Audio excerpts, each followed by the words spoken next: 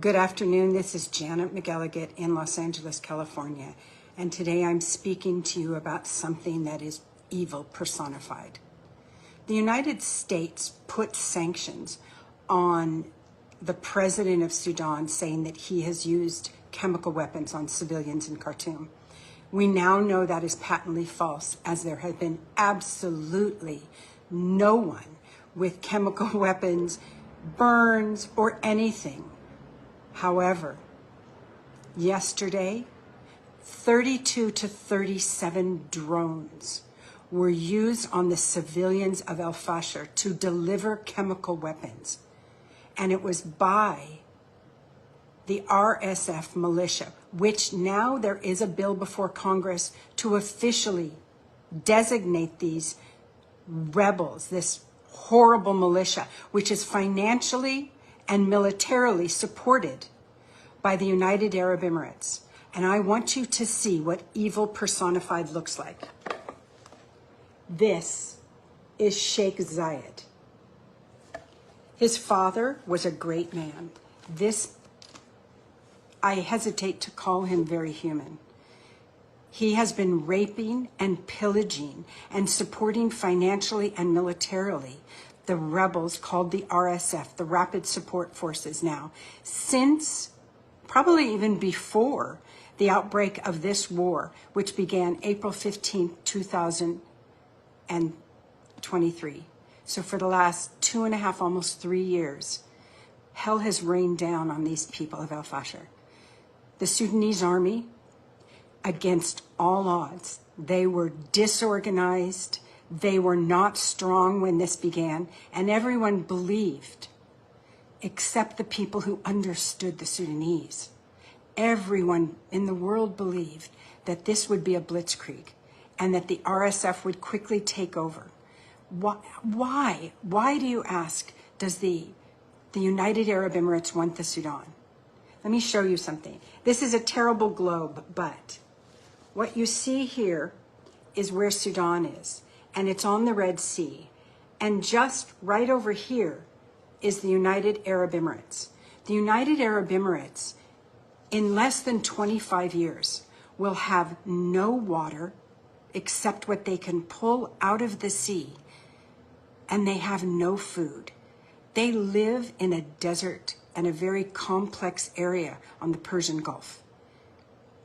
The Sudanese were willing to sell the UAE food. They are the breadbasket. But not only that, Darfur is the last holdout to stop the militia completely and to stop the United Arab Emirates from taking over the Sudan and taking over Darfur, splitting off and making another landlocked country. And the reason it's important is because that area is home to mountains of gold in Jebel Mara, in all of Darfur. And the UAE is home to the world's largest gold refinery. And there's not 1 gram of gold in the UAE anywhere. It's all stolen from Africa.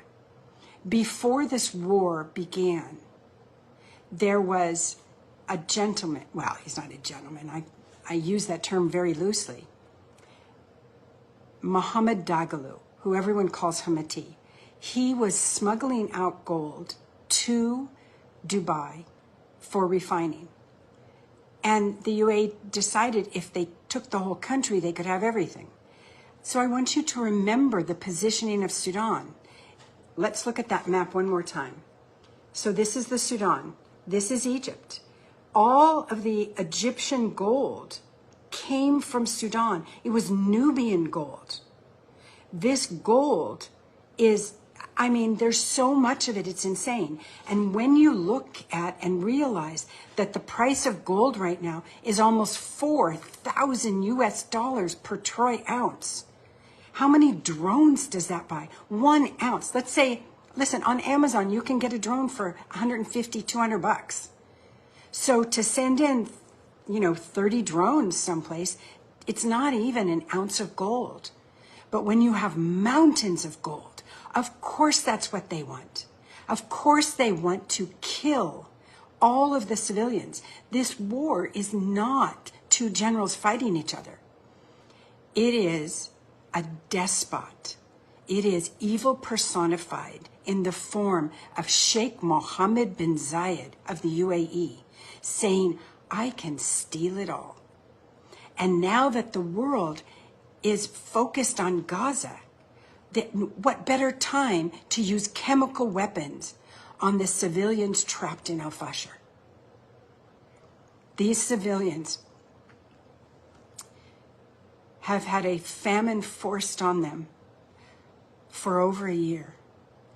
These civilians were eating ambas, which is the hulls of sesame seeds that were used to be fed to animals.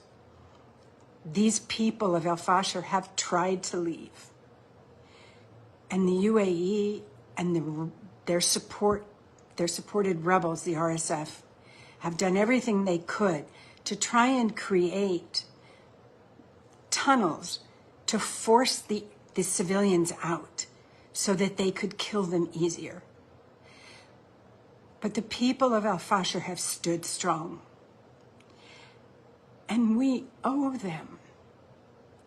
We owe them. And we owe them our support. These are the same people, the same country, the Sudanese, that came to the aid of the United States after 9/11. And we've let them die. And we've watched them die. And then when watching them wasn't feasible because the journalists couldn't get in, we let them die in silence. We must stop the silence. We must tell everyone, and we must give these people hope to live. The sanctions must go against the United Arab Emirates now. There is so much evidence that shows they have been shipping and transshipping arms through Bosaso, which is part of Somalia.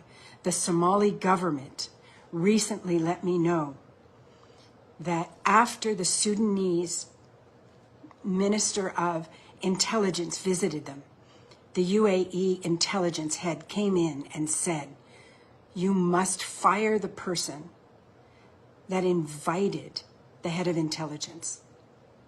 And there's negotiations going on right now with the president of Somalia with how much it's worth to the UAE to pay the Somalis. Because the Somalis have not forgotten that when their war took down their country, it was the Sudanese who educated everyone. Where is our humanity if we allow the UAE and the RSF to use chemical weapons now and to be silent? We can be silent no more. We must save al-Fashir. Thank you.